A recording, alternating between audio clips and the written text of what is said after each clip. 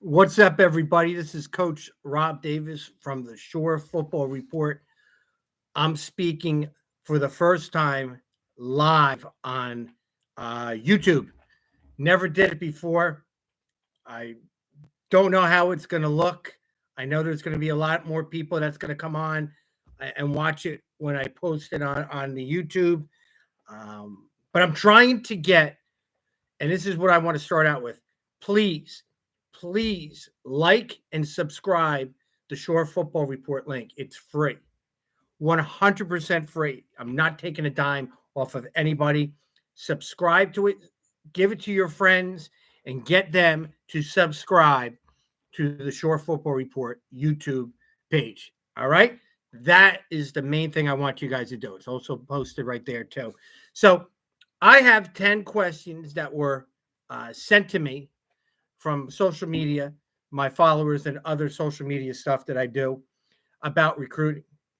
And I'm going to answer those 10 questions here. So I printed it out. I wrote some notes down on it, and I'm going to talk um, about recruiting. Where I have experience with, I've been a head football coach for 18 years, and I did quite well at recruiting. I put 63 football players in my program into college football programs from as high as 1A to JUCO, and I have the experience and also the I built a lot of relationships with college football coaches, and they gave me the ins and outs of what's going on or what's happening or what is also going to happen with recruiting. It's scary because there's a lot of misleading things that are out there, and not everything's what you think it is. But it's a business, and hopefully you guys understand that things aren't always exactly what you think they are, good or bad. But that's that. Recruiting can be a very, very profitable and very exciting time for the family. It also could be very, very disappointing if you don't have everything put in place or understand the game. So let's go on and let's talk about the questions right here. First question: what's the difference between a regular offer and a committable offer? Well, it's real simple. Actually, it's not simple, but there are many, many meanings for the word offer. You can offer somebody something and it has nothing to do with money. It could just say, I'm offering you a football slot. That's an offer. Division three schools will say that we're offering. And they say that a lot because a lot of people get turned off by Division three schools because they don't give out scholarships. So they start saying, we're offering you this, a football spot. And that's why people keep saying offering for Division three. All right. Now, with scholarships, offers, all right, offers can mean many things. A committable offer, meaning that if you get offered at any time, you could say, I want to commit to your school, they will accept it. But I'll tell you right now, they offer between 150 and 300 football players out there. Think of that. There's 22 slots or lower. If everyone said, yes, I'm coming, they can't accept everyone. So please understand that it is a business. All right. So what they do with certain guys, if you're like a can't miss guy and you're on top of the world for their recruiting, they will take you no matter what. And that's a committable offer. So if they offer you, I had one football player that went to Penn State, eventually went to Penn State, and every coach said, Coach, he commits, it's his spot. I've also had athletes that had offers that there was a rating system they had for every single position. All right, and it's very complicated. Picture this: that you're in ShopRite and you look all the way down all the cashier lines, and there's like 12 people in the lines. Picture that, and that's the people that they're recruiting in every one of the colleges, and that's the way he was telling me that. In front of you are guys that are ranked higher than you in all the other colleges too. So it's not as bad as you say. So if you are the ninth guy at Arizona State as a running back, follow the recruiting because the guys in front, if they commit, they're also committing in other schools too. So you're moving up the food chain in all the recruiting places with there. All right. So it's not as bad as you think. So if you're ninth or 10th and the guys in front of you are also at Ohio State or Nebraska, Rutgers, Delaware, they're ahead of you too. If they commit somewhere else, that line gets smaller and shrinks. And that's how it was told to me with that. So a lot of schools do put you in a ranking system. They'll only bring 5 guys maybe in that position to recruiting visits. And if you're the 7th, you'll be like an alternate. You'll be an alternate. But yet you have an offer. All right. And it's not committable until the other people say no. So if you're like the 7th guy and you say, hey, I want to commit, I'll get back to you. They may force feed the other guy and say, hey, where are you with the recruiting with us?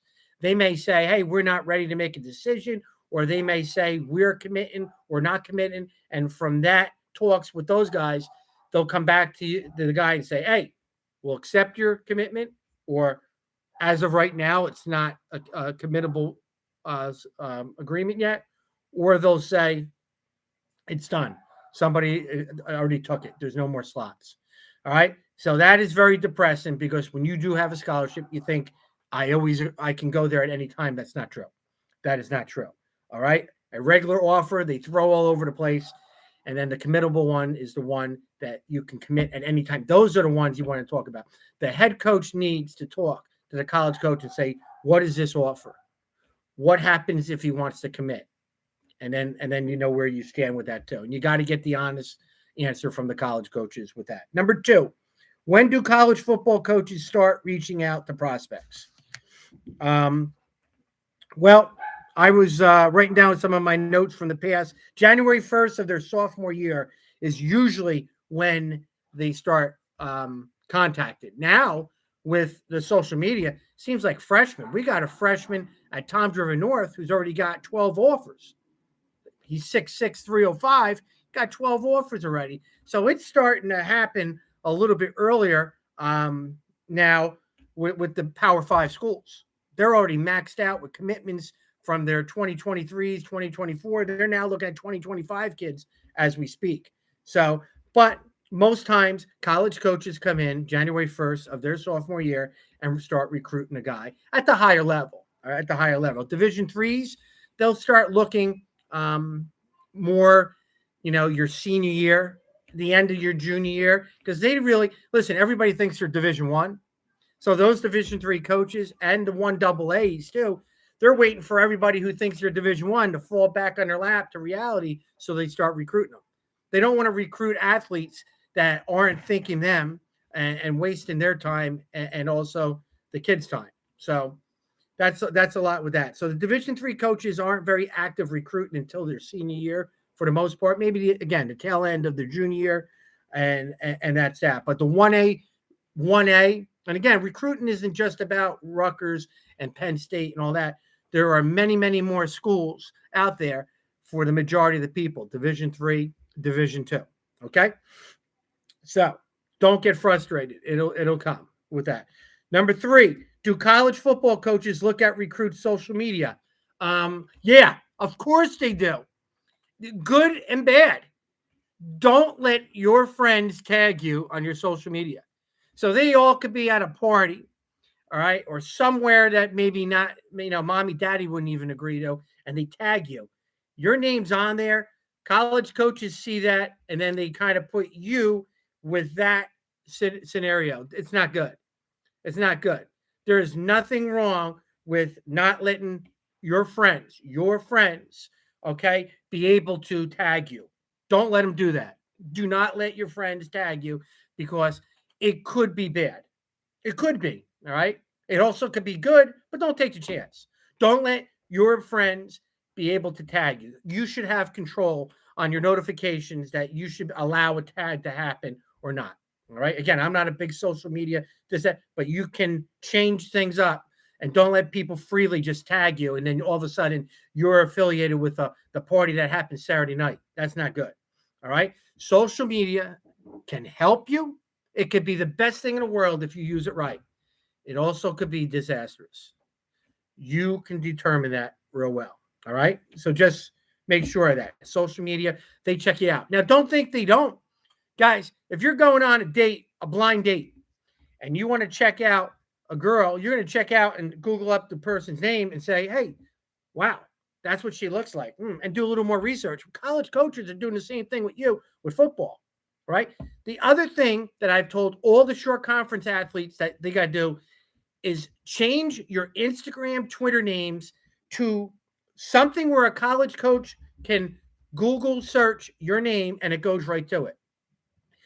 King John 26 BLT, and your name might be Steve Smith. I can't find you. I'm trying to find you, and I'm covering you guys. I don't even think the college coaches could. Don't change your name to something of a nickname. Nobody wants to know your nickname. All right. And that means you're using social media for a different platform, and that's not good. And don't be crying later on when college coaches don't look at you, in a way of an offer guy that they want in a football program, right? So make sure that you are proud of your name and put it on your Twitter or your Instagram and let them find you. Let them find you. All right. They got to be able to find you with that. All right. So social media can be very, very good and very, very bad if you are not smart doing the stuff. Number 4, when do college football coaches visit high school players?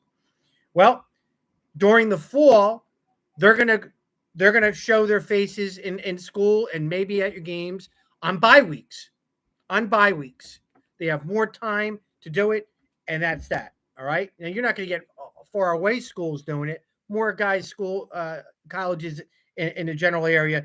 I find it during the bye week when we had 1A players.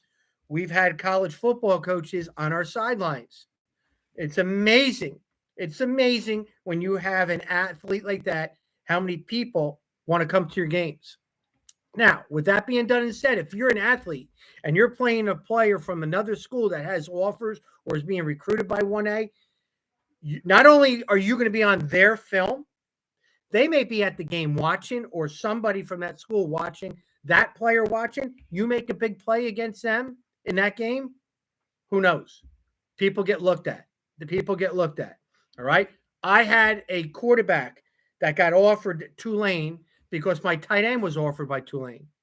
He watched the film of the tight end of my tight end and said, "Who is that quarterback?" Well, he was a sophomore, and he wanted a scholarship over by his film of watching somebody else in the film. So it happens, right? Those college coaches, they do their homework, and they'll find you with that. In the winter, college coaches come right before the early signing day in December. And then after Christmas, they come in again for a short period of time for the regular signing day with that. And that's when Division 1A head football coaches can come in the building. That's the only time for Division 1A that they'll come into the schools. They are not allowed to come in the fall or the spring. So that's a busy, busy time. If you get a 1A head football coach that comes in during the winter, they're really hot on you as an athlete. You really are. Now, head coaches on all the other levels can show up anytime, and they will. 1AA, 2 and 3 head coaches will be there at any time. Spring, April 15th to right now, what we're doing, May 31st, is the spring recruiting period. They're coming in, and they're coming in all over. I see all the pictures, and you guys are doing a great job. We're promoting that they came to your school, and the coaches are doing an outstanding job with that too. Big, big time, the spring recruiting period. This is a period where you get a lot of offers, you get a lot of attention, you also get a lot of mail. Come to our camps. Come to our camps. We'll talk about that later with that too. But they're trying to rally up a lot of names, some of the smaller colleges, and trying to get you to come to the camps so you can showcase in front of their staff and their coaches and win over a roster spot with that too. All right. Number 5. How does a college football coach offer a high school player? What is said and how, and in person, phone, or email? Great question. Great question. Most tell the high school football coach. Most higher level Division I coaches do not want to do anything wrong that will put themselves or the program in jeopardy, and they'll relay it to the head coach, and the head coach echoes it to the player. They're very, very cautious of that stuff. They really are. And that's what would happen. So he would tell me we're offering Manny Smith and a full scholarship offer. It's a committable offer, or pending, and then I would relay it back to the player with that too. When you get an offer slot, or if they come and visit you, make sure that you text them, thank you. Thank you for showing interest, and I'm looking forward to getting to know you more. Make sure you do that. It goes a long way. Start it right with a handshake and end it with a thank you. Let all the other stuff fall into place with that. All right. That's that. Number 6, do football camps really help with offers? Yeah, they do. All these other showcases that are happening. We got 300 of the top prospects over here, the best Northeast this, the best that. College coaches are only going to believe their eyes, and they want to see you on their campus in front of them and their times. Don't tell them you're a 4.4 and expect them to offer you with that. The only time that they that truly honor is their own clock that they are timing. You will get offers going to college camps. You will. College. Now, with that being done and said, be smart. I always tell guys they go, Coach, where should we go to college? College camps. I say go to Rutgers, go to Temple, go to Boston College, go to UConn, go to Maryland, Penn State. You go to those big schools, and then you have all those smaller schools that are also there, and then no compete. Penn State's not going to bring any other Big Ten schools to their camp. They're only going to bring schools that are not competing with them. Smaller schools, 1AA, D2, D3, loads of them. You go to a smaller school camp, and they won't have a wide variety of schools there. Go to those bigger schools, and all the other schools will be there too. So get your money's worth with that. All right, with that. But camps will help you get an offer. Camps will help you get a offer for a roster spot. Camps will get you noticed by college coaches.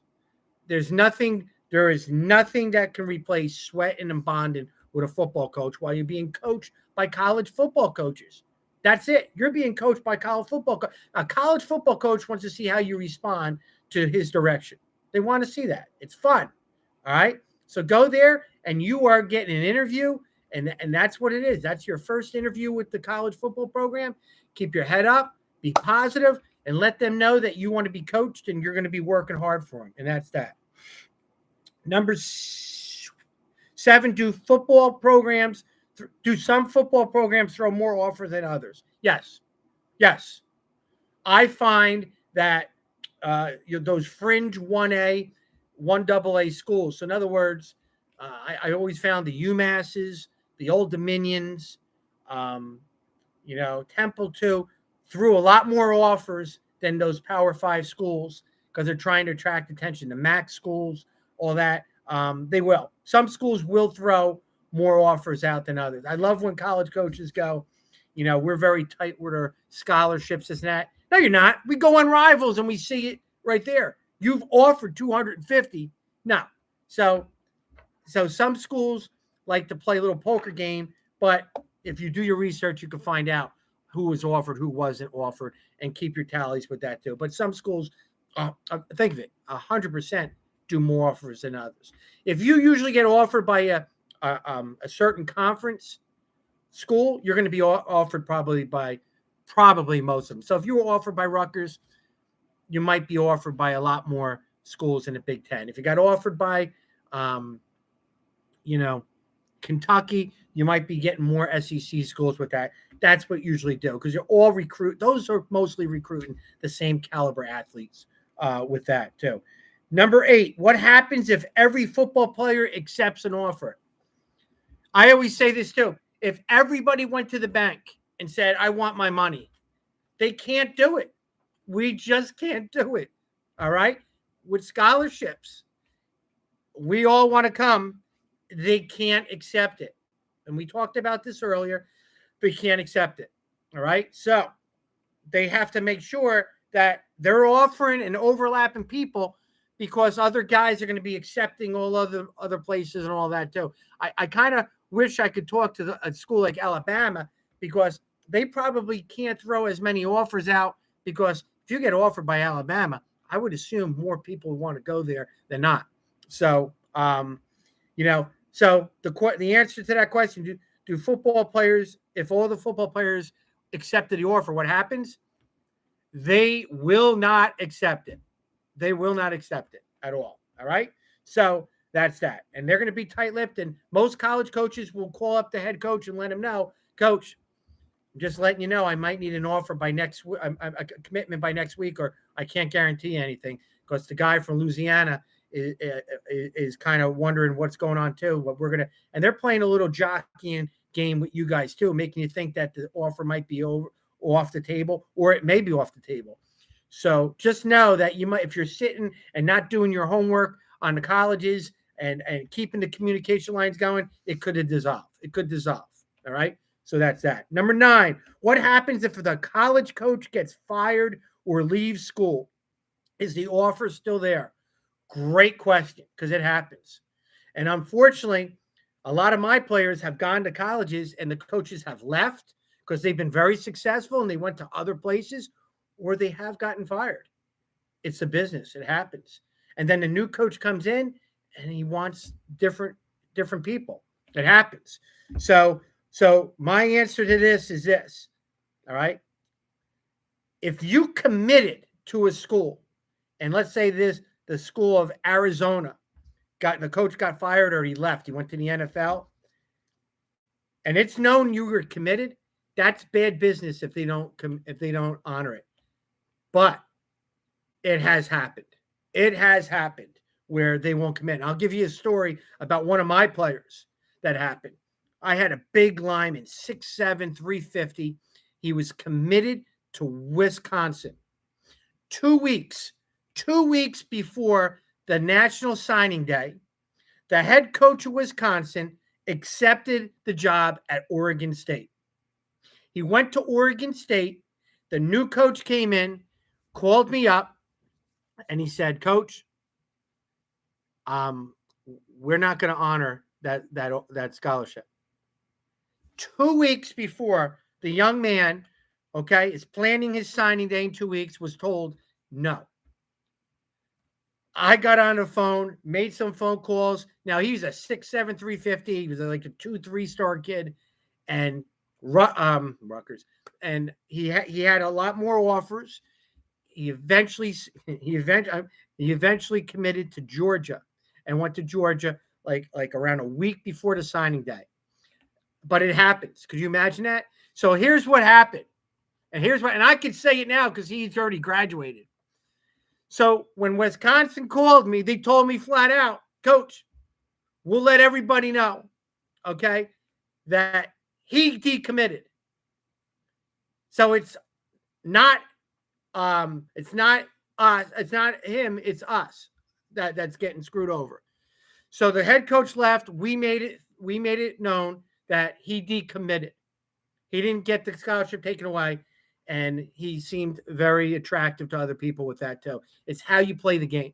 It's how you play the game. And he wound up going to Georgia, and he played. And he was on the football team there. He didn't play, but that's that. But yeah, scholarships can be taken away at any time. Again, it is a business. Remember that. Last question. How important is social media for players for college recruiting? Well, you're marketing yourself. I love how you guys want to pay all these recruiting services, all this money to promote you, this and that. And the only thing they're doing is the stuff that you could be doing. You got a head football coach in your building. Let your head football coach do what these recruiting services are charging you. I mean, when I was the head coach, you didn't have to go to recruiting services. It was insulting to me if you did. We make the phone calls. There is no boundaries to how much coaching you do as a head coach for football. There isn't. You're doing it for the love of the game and the love of your players. Let your coach go out there and network and make the calls. And there is a college for everybody. Don't let anybody tell you that there's no, if you want to play football, there is a college for everybody. Now, let me change that. Doesn't mean you're going to be a starter, but there's a college for anybody if you want to be there. All right. I put a player in Mayville State. Mayville State out there, out west, way out west, way out west. Nobody in the Northeast wanted them. I found a college. There's a college out there for you. There is. All right. Social media should be used to promote and network for you to get to the next level, if that's what you want. I mean, and if you're not going to play football, then who cares? Who cares? Then you don't have to do it. But make sure your social media is friendly with recruiting guys. Put your contact information. Do not put your phone number. Do not put your phone number, because then the whole world knows your phone number. Put your email. Put your Twitter handle, your Instagram thing, all that stuff. Don't put phone numbers on there. That's not smart to do. But coaches look you up.